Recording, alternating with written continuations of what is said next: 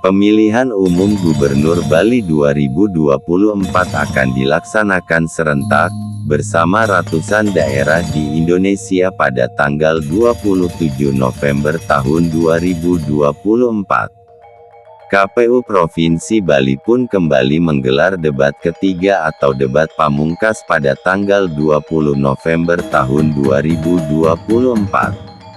Tema debat terakhir kali ini adalah Ngardi Bali Santi Lan Jagadita, yang berkaitan dengan program kesehatan, pertanian, dan lain-lain yang sifatnya aplikatif.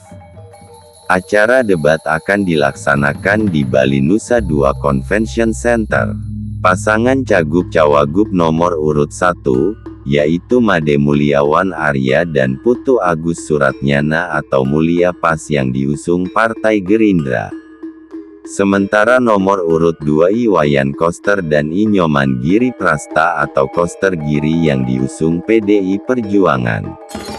Sementara itu menjelang pemungutan suara pada tanggal 27 November tahun 2024, beberapa hasil survei pun terus bermunculan, yang dirilis oleh lembaga survei.